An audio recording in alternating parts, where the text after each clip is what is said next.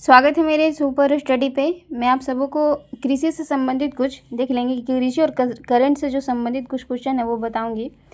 अच्छा लगेगा तो ज़रूर सपोर्ट कीजिएगा मेरे यूट्यूब चैनल को। तो देखते हैं कि NRCDR और 601 और DMR 601 किसकी उन्नत किस्म है। तो सरसों की उन्नत किस्म है 601 DMR। याद रखें। सब्जी की खेती को किस नाम से जाना जाता है। तो सब्जी की खेती को जो ऑलरी कल्चर कहते हैं। फिर देखते हैं, आगे बढ़ते हैं हम कि एरिस सिल्क एक प्रकार का रेशम है जो उत्पादित होता है।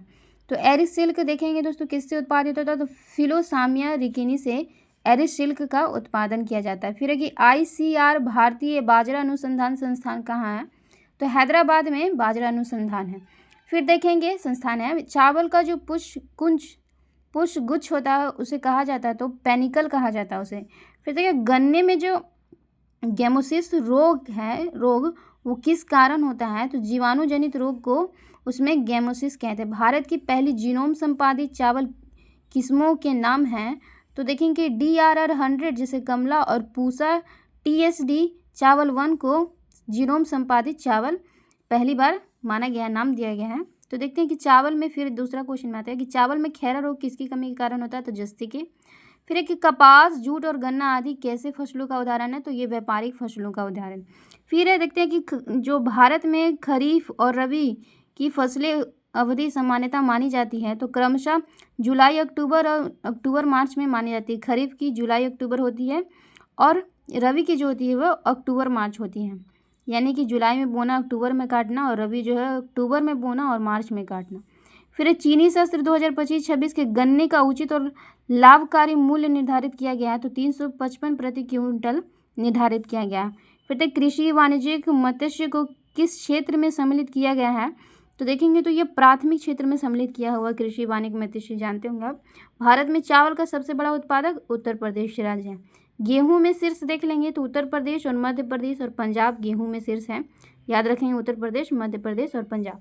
मक्का में शीर्ष देख लेंगे, भारत 2025 का ये सब आंकड़ा है। भारत में मक्का में शीर्ष है मध्य प्रदेश, कर्नाटक और बिहार। तूर और अरहर जिसे कहते हैं उसमें महाराष्ट्र और कर्नाटक और झारखंड तीसरे नंबर पे है। और मिश्रित फसलों के मामले में जो घटक फसलों है उसको आवंटन का एक क्षेत्र होता है। फसलों को बांटने का आवंटन के क्षेत्र से क्षेत्र विभाजन कहते हैं।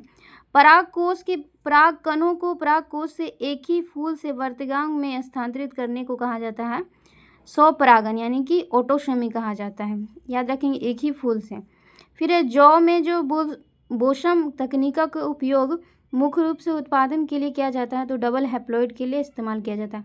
अगर मिट्टी के pH में वृद्धि के साथ किस सूक्ष्म तत्व की उपलब्धता बढ़ जाती है। तो मोलिडियम की उपलब्धता बढ़ जाती है। जब pH बढ़ती है तो मोलिडियम भी बढ़ जाता है। कृषि मिट्टी में औसतन कुल नाइट्रोजन कितना प्रतिशत स्थिर अमोनिया आयरन के रूप में इस्तेमाल किया जाता है। तो 10% इस्तेमाल। अच्छी गुणवत्ता वाली जो खाद होती है जिसमें कैल्शियम और नाइट्रोजन का अनुपात जो है 10% से अधिक नहीं होना चाहिए। तो 10% है।